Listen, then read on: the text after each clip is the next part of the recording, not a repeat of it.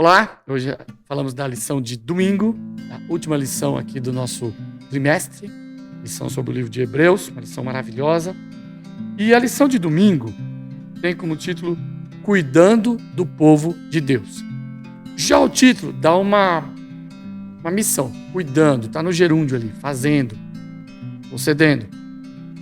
E esse cuidado do povo de Deus, a grosso modo, dá a impressão que é Deus cuidando do seu povo. Mas a lição vai mostrar que é o seu povo cuidando do seu povo. Somos nós cuidando da gente, certo? Ele vai, vamos dizer assim, nos dar uma incumbência de cuidarmos uns dos outros, certo?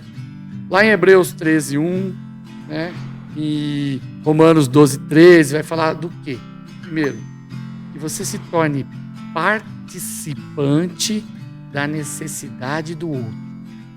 Isso é muito importante. Eu só consigo fazer algo por alguém quando eu sei o que aquela pessoa precisa. Eu sei a necessidade daquela pessoa. Como é que eu vou fazer efetivamente algo por alguém se eu não sei do que ele precisa? Tem necessidades que são latentes. Alimento, abrigo, água. Essas necessidades facilmente são detectadas. Então, facilmente eu consigo suprir a necessidade de alguém nesse sentido, certo? Agora, ser participante da necessidade dos outros, assim como Jesus o fez. E aí é outra dimensão. Por quê? Jesus não era participante da nossa necessidade porque Jesus não precisava de salvação. Ele se fez homem, ele se colocou no mundo de pecado, ele participou dos problemas que nós criamos, certo? Sem precisar, sem ter necessidade nenhuma, porque Jesus não precisava de salvação. Então, esse exemplo que ele está me dando é para eu participar das necessidades dos outros, entender a necessidade do outro como sendo a minha própria necessidade, a carência do outro como sendo a minha carência. Porque o que nos faz irmãos não é somente o fato de termos sido criados pelo mesmo Deus. Isso nos faz irmãos, sim. Mas o que nos faz irmãos são as nossas carências. As nossas carências nos fazem irmãos. Por quê? Eu preciso do mesmo que você precisa. Eu preciso de água, eu preciso de comida, eu preciso de abrigo, eu preciso de calor no frio, de me refrescar no calor no inverno, de me refrescar no calor. Eu preciso de tudo o que você precisa. As nossas necessidades são iguais.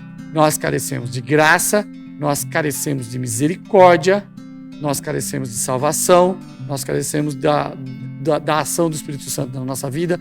As nossas carências são iguais, independente da nossa condição financeira, independente da nossa condição, do nosso lugar, de onde somos, da nossa cultura, independe de tudo isso. O que nos faz irmãos é que nós precisamos das mesmas coisas. E ele fala o seguinte, quando ele fala assim, por exemplo, lá na lição de sábado, a gente fala assim, ser hospitaleiro. O que é hospitaleiro? O que vem de fora, o peregrino, deve ser bem recebido. Por que tem essa preocupação com ser hospitaleiro? Na questão de fazer boas obras para ser participante da graça. Presta atenção. Ser hospitaleiro significa que as pessoas estão a caminho do céu, a caminho da salvação. O cristianismo é uma religião peregrina. Não é aquela religião estática, que você cristaliza a salvação e as pessoas, quando alcançam, recebem ela e pronto, acabou. Nós estamos num caminho. E nesse percurso nós temos percalços, ou seja, problemas. E nesses problemas nós devemos nos ajudar nesse caminho. Ser hospitaleiro é dizer, suprir a necessidade de alguém que está no mesmo caminho que eu estou. O cristianismo no começo não era chamado de cristianismo, os cristãos eram chamados de seguidores do caminho. Ou seja, estavam num caminho, estavam num percurso. Esse percurso requer cuidados, requer ajuda, E é isso que a gente deve fazer. Sendo hospitaleiro, eu estou fazendo pelo outro o mesmo que deve ser feito por mim nesse caminho que a gente percorre no cristianismo. Que apoio é esse que a gente deve dar? Só o apoio material? A lição fala uma coisa interessante. O apelo ao amor fraternal para com os encarcerados sugeria não apenas que os crentes se lembrassem dos prisioneiros em suas orações, mas também oferecessem alívio por meio do apoio material e emocional. Por que o prisioneiro? A gente pensa no cara que está na prisão, cometeu um crime e está preso. Não é só isso. O prisioneiro do pecado é aquele que não tem condições de percorrer o caminho. O prisioneiro faz o caminho que ele quer? Não. Ele pode ir de um lugar para o outro a hora que ele quer? Ele pode percorrer o caminho que ele quer? Não, porque ele está prisioneiro. Temos pessoas prisioneiras do pecado, não podem percorrer o caminho da salvação como você e eu estamos percorrendo, então eu tenho que viabilizar que ele possa percorrer esse caminho. Tirá-lo dessa prisão. Eu tenho que dar o apoio material, claro, mas também o apoio emocional, o alívio nos momentos de tristeza ou de problemas, certo? Por quê? Ele vai se tornar coparticipante da graça, como você quer. Por isso que Jesus evoca a você fazer ao outro o que você quer que seja feito por você. Porque se você estiver em condição de cárcere, se você estiver em condição de necessidade, condição de, a lição chama de abuso social, você quer sair dessa condição. Então, alguém que entende essa condição como eu, pode te ajudar, porque eu também posso estar nessa condição. Todos somos passíveis de estarmos encarcerados pelo pecado. E todos devemos ter a condição de percorrer o caminho até a salvação, certo? Paulo vai usar uma linguagem muito bonita para nos encorajar a isso, certo? Ele fala assim, o autor lembrou o apoio que aqueles deram aos seus irmãos encarcerados no passado. Eu já estive preso, Paulo vai falar. Já estive nessa condição. Então agora eu recebi esse apoio, certo? Então é simples a gente entender essa ideia de que nós devemos fazer ao outro o mesmo que eu quero que seja feito por mim. Pensa um pouquinho. Moisés se tornou participante do sofrimento do povo. Ele precisava daquilo. Ele era um príncipe do Egito. A lição cita ele como exemplo. Ele era um príncipe do Egito. Ele podia ter ficado de uma boa depois que saiu do Egito, lá nas terras do sogro dele, esperando. Ele foi escolhido por Deus, mas ele decidiu obedecer. Ele escolheu ser participante de um sofrimento que durou para ele mais de 40 anos.